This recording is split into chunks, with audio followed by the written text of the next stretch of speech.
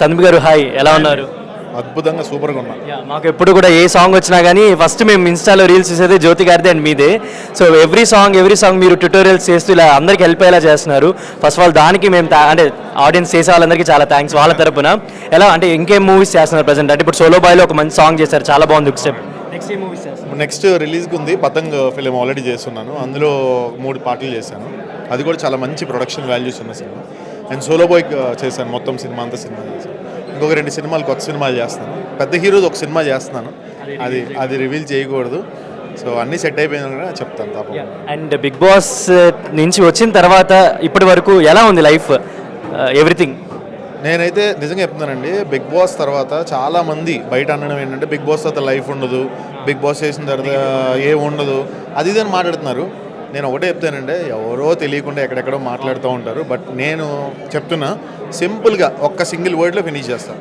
Big Boss చేసిన Rahul Sipligunj Oscar award win అయ్యాడు.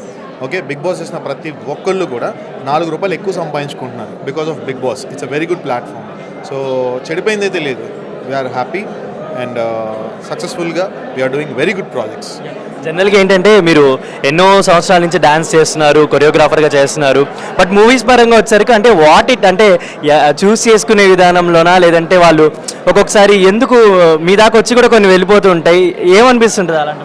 ఏమనిపించదండి, ప్రతి అన్నం మెతుకు మీద మన పేరు రాసి ఉంటుంది. అండ్ సినిమా అనేది ఒక ప్యాషన్ నాకు. సినిమా లేకుండా నేను బతకలేను. సో సినిమా ఒక మంచి ప్రొడక్షన్ వాల్యూస్ ఉన్న సినిమా అయితే కనుక నేను తప్పకుండా చేస్తాను. ఇప్పుడు వచ్చే కొన్ని సినిమాలు, చిన్న చిన్న సినిమాలు ఏదైతే ఉందో అది చెప్పేది ఒకటి చేసేది ఒకటి. సో ఒక రోజులో పాట చేసేయాలి అని అంటున్నారు. సో అది నేను వర్కౌట్ కాదు, నేను చేయలేను. సో ఒక ప్రొడక్షన్ వాల్యూస్ ఉండాలి. ఇప్పుడు సోలో బాయ్ చేశాను, వాళ్ళ production very good production. So వాళ్ళ సినిమాలు చేయడం జరిగింది అంతే. అండ్ ముఖ్యంగా ఏంటంటే నా టార్గెట్ అంతా కూడా ఇప్పుడు పెద్ద సినిమాలు పెద్దవి చేయాలని నాకు ఉన్నది. ముఖ్యంగా చిరంజీవి గారితో పనిచేయడం అనేది నాకు one of my dream. So sure. And NTR గారితో కూడా పనిచేయడం నాకు ఒక డ్రీమ్. అది ఆయనతో శివతాండవం చేయించాలనేది నా డ్రీమ్. ఎన్టీఆర్ గారు is such a fantastic lovely classical dancer. చాలా అద్భుతమైన డాన్సర్ ఆయన. చాలా మటుకు మనకు తెలియదు, అంటే ఆయన క్లాసికల్ చేస్తారని చాలామందికి తెలియదు. బట్ ఆయనతో శివతాండవం చేయించాలనేది నా కోరిక.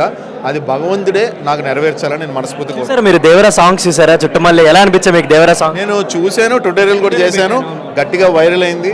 అది ఎన్టీఆర్ అన్నయ్య మీద ఉన్న అభిమానం అది నాకు. సో 100% ఆయన పాటలు అంటే డాన్స్ వేరే లెవెల్. అది ఇక మనం చేసినా కూడా ఆయన ముందు సరిపోము. అట్లా ఏ డాన్స్ మాస్టర్ సరిపోరు ఎన్టీఆర్ సార్ ముందు. అండ్ నాకు ఎప్పటి నుంచో ఒక డౌట్ అనమాట. జనరల్గా మీతో కలిసిన వాళ్ళు కానీ మీతో ఫ్రెండ్షిప్ ఉన్న వాళ్ళు చాలా మంచిగా ఉంటారు మీరని చెప్తూ ఉంటారు.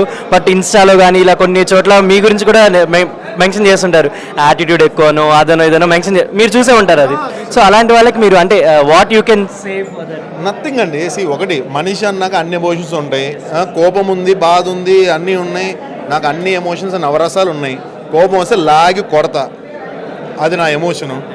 నువ్వు యాటిట్యూడ్ అనుకో, ఏదనుకో, నువ్వు ఎలా అని అనుకో, నేనేంటనేది నాకు తెలుసు అంతే. I have all emotions. I'm a human being.